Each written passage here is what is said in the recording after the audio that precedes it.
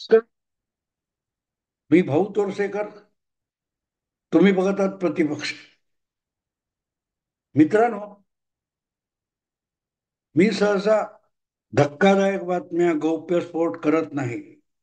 अगदी माझ्याकडे काही महत्वाची माहिती आली आणि गोपनीय असली तरी गौप्यस्फोट वगैरे करतोय असा आव मी कधी आणत नाही. पण कधी कधी गमतीत गौप्यस्फोट करावेसे वाटतात. आणि प्रामुख्याने जेव्हा आपल्या हातात काही महत्वाचं नाहीच आहे आणि थोडी गंमत करायची आहे, तेव्हाही गौप्यस्फोट करावेसे वाटतात. आणि म्हणून मला आज तुम्हाला एक गौप्यस्फोट करायची मला सुरसुरी आली असं म्हटलं तरी हरकत नाही. 23 तारीखला विधानसभेच्या मतदानाची मोजणी झाली आणि त्यानंतर 4-5 दिवसामध्ये जी काय सगळ्यांची पळापळ झालेली आहे महायुती सोडून, त्या गडबडीमध्ये कोण काय करतोय हे कळणं सुद्धा अवघड झालेलं आहे. अशा गडबडीमध्ये मला मिळालेली एक महत्वाची बातमी अशी की उद्धव ठाकरे यांच्या गोटातून संजय राऊत यांनी उत्तर प्रदेशचे मुख्यमंत्री योगी आदित्यनाथ यांच्याशी संपर्क साधलाय आणि त्यांच्याकडे भगवी वस्त्र पाठवून देण्याची विनंती केली. तुम्हाला माहितीये, योगी आदित्यनाथ हे राजकारणी आणि मुख्यमंत्री असले तरी ते साधू बैरागी आहेत. काय ते गोरखपूरचं जे पीठ आहे त्या पीठाचे ते मुख्य महंत आहेत आणि कायम ते भगव्या वस्त्रामध्येच असतात हे आपण नेहमी बघतो. आणि त्यामुळे सहजगत्या भगवी वस्त्र कुठे उपलब्ध आहेत हे ओळखून संजय राऊत यांनी त्यांच्याशी संपर्क साधला. कारण उद्धव ठाकरे दिलेला शब्द पाळण्यासाठी संन्यास घेण्याच्या तयारीत आहेत अशी मूळ बातमी. आत्ता 23 तारीखला मतमोजणी झाली, त्याच्या आधी 20 तारीखला महाराष्ट्रात मतदान झालं. एकाच दिवशी संपूर्ण महाराष्ट्रातलं मतदान ओळखण्यात आलं आणि त्याच्या आधी जवळजवळ 14 दिवस महाराष्ट्रभर सगळ्याच्या सगळ्या पक्षांकडून आणि उमेदवारांकडून प्रचाराची पराकाष्ठा चाललेली होती. कोण काय देणार, कोण फाटेस्तोर वाटेल ती आश्वासनं दिली जात होती, वाटेल ते आरोप केले जात होते आणि वाटेल त्या धमक्या आणि इशारे सुद्धा दिले जात होते. अशा वेळी संभाजीनगर, जिल्हा संभाजीनगर या याच्यामध्ये सिल्लोड, मला वाटते सिल्लोड नावाचा जो तालुका मतदारसंघ आहे, तिथे आपल्या पक्षाच्या प्रचारासाठी म्हणजे उबाठा शिवसेनेच्या उमेदवाराच्या प्रचारासाठी गेलेले उद्धव ठाकरे यांनी एक प्रकारे मतदारसंघाला, मतदारांना शब्द दिला होता आणि प्राण जाई पर वचन न जाई अशा थाटात जे उद्धव ठाकरे गेली 5 वर्ष दादांत खोटेपणा करतायत की अमित शहानी शब्द पाळला नाही, अमित शहानी शब्द दिला होता वगैरे वगैरे वगैरे. बंद दरवाजा आड, ठीक आहे, बंद दरवाजा आड दिलेला शब्द पाळला नाही, पण उद्धव ठाकरे जेव्हा खुल्या मैदानात आणि एका व्यासपीठावरून हजारो उपस्थित श्रोत्यांच्या समोर एक शब्द देतात मतदारांना, तेव्हा त्या शब्दाचं पालन उद्धव ठाकरे यांनी करायला पाहिजे कमीत कमी. जेव्हा तुम्ही इतरांनी शब्द पाळावा अशासाठी आग्रही असता, तेव्हा आपणही शब्द पाळतो हे दाखवणं तितकंच आवश्यक असतं. पण जगामध्ये आज एक माणूस आपण असा दाखवू शकतो की जो शब्द देतो पण पाळत नाही, जो शब्द बोलतो पण पाळत नाही. त्याचं नाव उद्धव ठाकरे.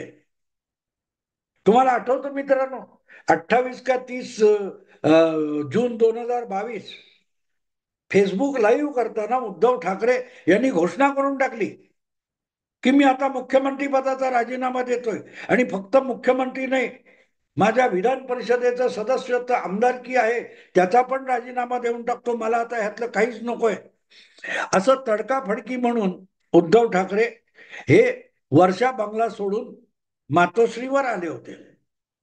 मग जेव्हा काही लोकांनी सांगितलं तेव्हा उद्धव ठाकरे उठले आणि राजभवनावर गेले आणि त्याने आपल्या मुख्यमंत्री पदाचा कागदोपत्री दस्तावेज बनवून राज्यपालांना राजीनामा सादर केला होता. शब्द पाळला. ऑनलाईन दिलेला शब्द उद्धव ठाकरे यांनी वास्तवात पाळला. वास्तवात पाळला. पण ऑनलाईन दिलेल्या शब्दामध्ये आणखीन एक भाग होता की मी विधान परिषदेची आमदारकी पण मला नको, मी सोडणार आहे. ती अजून सोडलेली नाही, 2.5 वर्ष होऊन गेलीत. 1 वर्षाचा, 1.25 वर्षाचा काय मुदत राहिली असेल. तर उद्धव ठाकरे इतरांनी शब्द पाळावे म्हणतात, पण स्वतः शब्द कसे पाळत नाहीत याचा सगळ्यात मोठा पुरावा हा आमदारकी न सोडण्यातून आपल्याला मिळतो. तसे अनेक पुरावे, ते शब्द देणारे आणि शब्द न पाळणारे, ह्याचे शेकडो उद्धव ठाकरेंच्या बाबतीतली उदाहरणं आणि पुरावे आणि साक्षीदार आहेत. ते पोहरादेवीचे महाराज मध्यंतरी त्यांनी लेखी पत्र पाठवलं आणि उबाटा शिवसेनेला रामराम ठोकला. का? तर त्यांना पक्षात घेतलं, त्यांच्या हाताला काय ते शिवबंधन मानलं आणि त्यांच्याकडे वळून सुद्धा बघितलं नाही.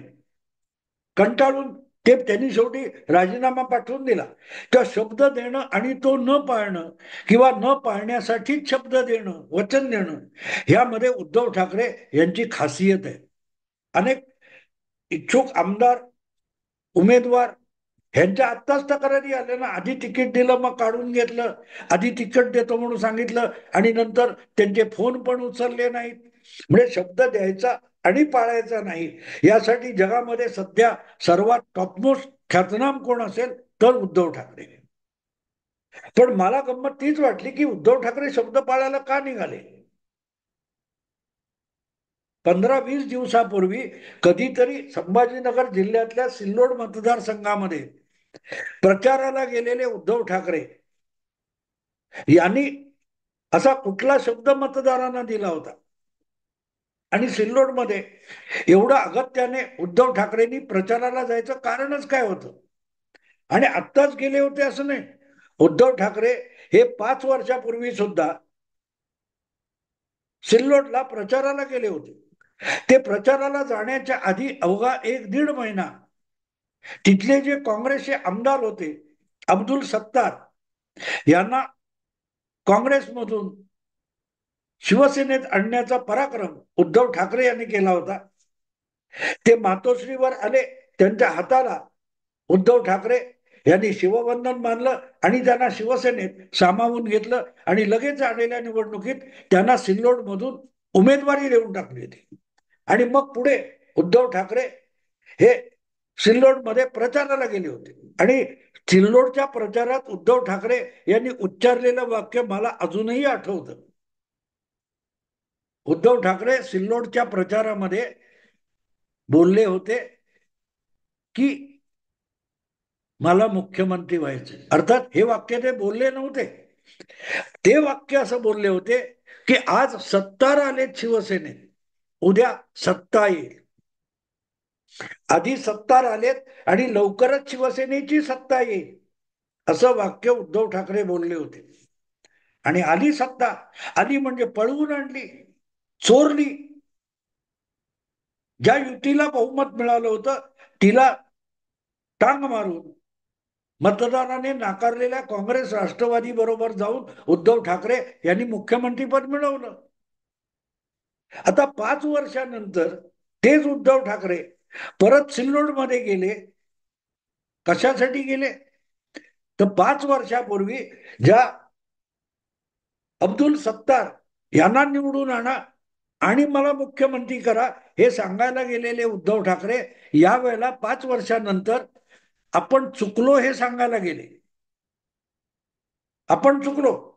5 वर्षापूर्वी अब्दुल सत्तार या माणसाला आपण काँग्रेसमधून बाहेर येत असताना शिवसेनेमध्ये घेतला आणि सिल्लोडमध्ये उमेदवारी दिली, ही आपली चूक झाली. मी जाहीरपणे कबूल करतो माझी चूक झाली, असं फार मोठ्या प्रामाणिकपणे उद्धव ठाकरे म्हणाले की येस, मी कबूल करतो, माझी चूक झाली, माझी चूक झाली. पण आता यांना धडा शिकवा. म्हणजे उद्धव ठाकरे दरवेळेला चुका करणार आणि सामान्य जनतेने, मतदारांनी आणि शिवसैनिकांनी यांच्या चुका सुधारायच्या असतात. किंवा दुरुस्त करायचं असतात किंवा त्याची किंमत मोजायची असते. उद्धव ठाकरे यांनी 5 वर्षापूर्वी अब्दुल सत्तार यांना शिवसेनेत घेऊन चूक केली असेल तर त्याचं प्रायश्चित्त उद्धव ठाकरेंनी पहिलं घेतलं पाहिजे. ते काय सांगतात, मी चूक केली पण आता तुम्ही करा, ह्याला धडा शिकवा. मग आज जो उमेदवार तुम्ही उभा केलाय तो चुकीचा आहे हे तुम्हाला 5 वर्षांनी कळणार. आत्ता कसं कळणार नाही तुम्हाला? मग तुम्ही नेता आहात म्हणजे काय? नेता हा चुका करून आपल्या पाठीराख्यांना, अनुयायांना फरफटवण्यासाठी असतो का? आपल्या अनुयायांना, पाठीराख्यांना योग्य मार्ग दाखवून, योग्य मार्गावर नेऊन मार्गक्रमणा करण्यासाठी असतो तो नेता असतो, जो पुढे येऊन नेतृत्व करतो. पुढे उद्धव ठाकरे सांगतायत की मी शिवसेनेचं नेतृत्व करत असताना सिल्लोडकरांनो मी तुम्हाला खड्ड्यात टाकलं, ती माझी चूक झाली, आता तुम्ही खड्ड्यातून वर या.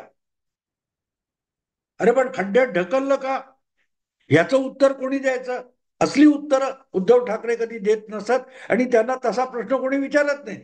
आणि म्हणून सिल्लोडमध्ये भाषण करताना उद्धव ठाकरे म्हणाले, आता या अब्दुल सत्तारला धडा शिकवा. वा, अब्दुल सत्तारला लोकांनी धडा शिकवायचा. मुद्दा असा आहे की धडा शिकवल्यानंतर परत अब्दुल सत्तार तुमच्याकडे आला तर तुम्ही परत तीच चूक करणार.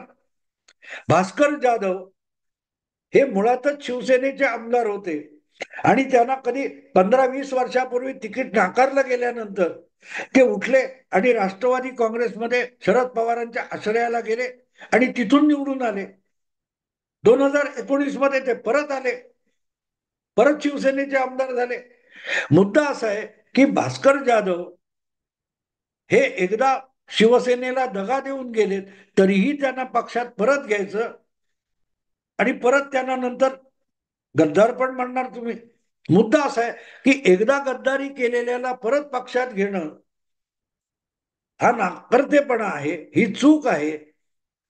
उद्धव ठाकरे चुका करणार आणि त्याचं प्रायश्चित्त सामान्य मतदाराने किंवा शिवसैनिकांनी घ्यायचा हा कुठला नियम झाला? पण ह्याच प्रकारे शिवसेना चालवता चालवता उद्धव ठाकरेंनी शिवसेनेचा बोऱ्या वाजवून टाकला. मुद्दा असा आहे की सिल्लोडच्या प्रचार सभेमध्ये उद्धव ठाकरे म्हणाले होते की जे काय व्हायचं ते होईल पण मला अमित शहा आणि नरेंद्र मोदी शांतपणे घरी बसू देणार नाही, मला शांतपणे घरी बसू देणार नाही. आणि त्यामुळे तुम्ही अब्दुल सत्तारला पाडा.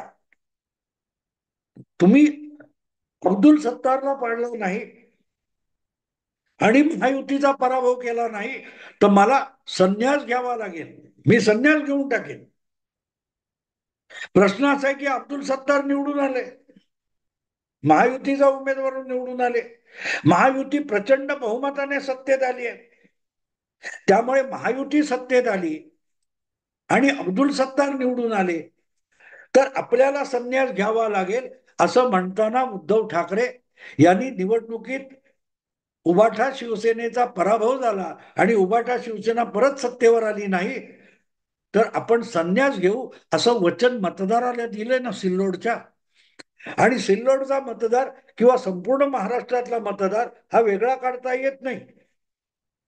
कारण एक मतदारसंघ असो की उरलेले 287 मतदारसंघ असोत त्या सगळ्याला महाराष्ट्राचा मतदार म्हणतात.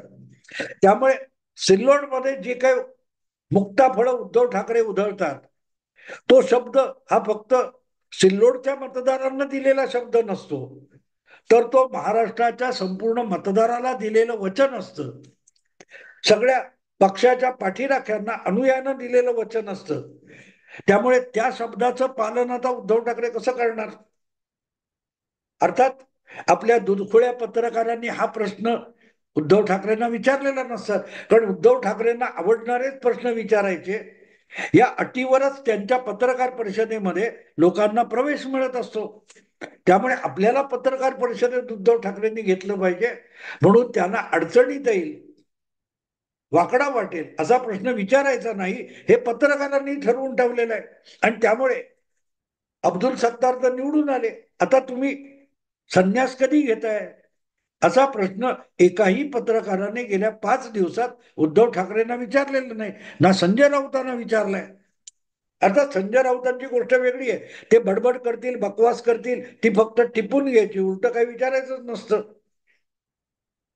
तर मित्रांनो, मुद्दा असा आहे की खबर मला अशी लागली आहे की खरोखरच इतकी वाईट परिस्थिती झाली की संन्यास घेण्याचीच पाळी आता उद्धव ठाकरे यांच्यावर आली आहे. कारण विधानसभेमध्ये विरोधी नेता हे पद मिळवण्या इतकी संख्या सुद्धा त्यांच्याकडे आमदारांची राहिलेली नाही. परत एखादा विधान परिषदेचा आमदार निवडून आणायचा असेल, कोणाला तरी राज्यसभेत प्रियंका चतुर्वेदी वगैरे अशांना पाठवायचं असेल, तर त्यासाठी आवश्यक असलेले 28, 30 किंवा 40 आमदार शिल्लक उरलेले नाहीत. त्यामुळे उद्धव ठाकरे यांच्यावर खरोखरच संन्यास घेण्याची वेळ आलेली आहे. आता संन्यास घ्यायचा तर त्यासाठी आवश्यक असलेली भगवी वस्त्र कुठून आणायची असा प्रश्न त्यांनी आपल्या संपादकांना संजय राऊतांना विचारलं. आणि संजय राऊत म्हणाले, माझे तर सगळे मित्र आहेत, योगी आदित्यनाथांना फोन करतो, ते पाठवून देतील, भगव्या वस्त्राची कफनी वगैरे पाठवून देतील, घ्या आणि चिमटे वाजवत फिरा, चिपळ्या वाजवत. आणि म्हणून संजय राऊत यांनी योगी आदित्यनाथ यांना फोन केला अशी बातमी माझ्या कानावर आली आहे. खरी खोटी मला माहित नाही. आणि आजकाल खरी खोटी बातमी तपासायचीच नसते, बातमी आली की लगेच ब्रेकिंग न्यूज म्हणून लोकांना पाठवून द्यायची असते. तसं म्हटलं गंमत करून एक दिवस आपण पण थोडं ब्रेकिंग न्यूज वगैरे देत जाऊ. नव्या पिढीची गोष्ट आहे, कुठलीही बिनबुडाची माहिती हाती आली की ब्रेकिंग न्यूज करायची, ही नव्या पिढीकडून मी कला शिकतोय पत्रकार म्हणून निवृत्तीनंतर. आणि त्यामुळे ही जी माहिती मला मिळाली माझ्या एका हिंदी मित्राकडून की योगी आदित्यनाथ यांना संजय राऊतचा फोन गेला, तर तो कशासाठी असा प्रश्न एका हिंदी पत्रकाराने मला विचारला. तर म्हटलं मला माहिती नाही, आणि माहिती काढायची तर उद्धव ठाकरे फोन पण उचलणार नाहीत. त्यामुळे मातोश्रीवर फोन करण्याची माझ्यामध्ये तर हिंमत नाही. आणि त्यामुळे मग मी माझं तर्क लढवायला प्रयत्न केला की उद्धव ठाकरे यांचे अत्यंत विश्वासू असलेल्या संजय राऊत यांनी योगी आदित्यनाथ यांच्याशी फोनवर संपर्क साधला असेल तर तो कशासाठी असू शकतो याचा मी विचार करत गेलो. तेव्हा मी धडपडत ढोपरं फुटत फुटत संभाजीनगर जिल्ह्याच्या सिल्लोड मतदारसंघात पोहोचलो. आणि मला अचानक उद्धव ठाकरे यांच्या तिथल्या भाषणाची क्लिप मिळाली की जर मतदारांनी अब्दुल सत्तारला हरवला नाही तर मला संन्यास घ्यावा लागेल, ही जी धमकी मतदारांना दिली होती, ती धमकी आणि तो इशारा पूर्ण करण्याच्या मनस्थितीत बहुधा उद्धव ठाकरे असावेत. आणि म्हणून मग त्यांनी संजय राऊतांना कामाला लावलेला असेल. कारण संजय राऊत पुढे जगनमित्र, बायडेन पासून तुमच्या शहाबाज खान पर्यंत, नवाज काय तो शहाबाज नवाज पर्यंत, आणि तालिबानांच्या कोणापासून उत्तर कोरियाचा जो कोण तो हुकुमशहा आहे तिथपर्यंत सगळे संजय राऊतांच्या महाविकास आघाडीमध्ये असतात. त्यामुळे कोणालाही कॉन्टॅक्ट करून भगवी वस्त्र मागवणं हे फक्त संजय राऊत करू शकतात. आणि त्यासाठीच त्यांनी योगी आदित्यनाथ यांना संपर्क साधलाय अशी खबर आहे. अर्थात योगी आदित्यनाथ हे अमित शाह, जे पी नड्डा आणि नरेंद्र मोदी यांच्या परवानगीशिवाय असल्या काही उचापती करत नाही. त्यामुळे बघू आता उद्धव ठाकरेंना संन्यास घेण्यासाठी आवश्यक असलेली भगवी वस्त्र आदित्यनाथ कधी पाठवतात, आणि ती पाठवायला मोदी किंवा शहा त्यांना तेवढी मुभा आणि मोकळीक देतात की नाही बघू आपण. कारण त्याच सिल्लोडच्या सभेत मोदी आणि शहा मला घरी बसू देणार नाही अशी ही पुस्ती उद्धव ठाकरे यांनी जोडली होती. त्यामुळे हा घरी बसण्यापेक्षा हिमालयात गेला तर अधिक बरं असं जर उद्धव आपल्या नरेंद्र मोदी किंवा शहांना आणि नड्डांना वाटलं तर ते ताबडतोब योगी आदित्यनाथांना सांगतील की जरूर भगव्या वस्त्रांची कफनी पाठवा आणि एक नाही चांगले अर्धा डझन जोड पाठवून द्या. जितके लवकर उद्धव ठाकरे हे संन्यास घेतील राजकारणातून आणि एकूणच तितकं महाराष्ट्राचं लवकर कल्याण होईल, असाच सल्ला योगी आदित्यनाथ यांना जे पी नड्डा यांनी दिला तर मला नवल वाटणार नाही. माणूस दुसऱ्यांनी शब्द दिले आणि पाळले नाहीत म्हणून रडतो, तर मग आपण जाहीररित्या एका मंचावरून व्यासपीठावरून मतदारांना दिलेला शब्द पाळायचा असतो हे उद्धव ठाकरेंना सांगणार कोण? तेवढ्यासाठी हा व्हिडिओ बनवायला लागला. आवडला लाईक करा, शेअर करा आणि प्रतिपक्षाला सबस्क्राईब करा. नमस्कार.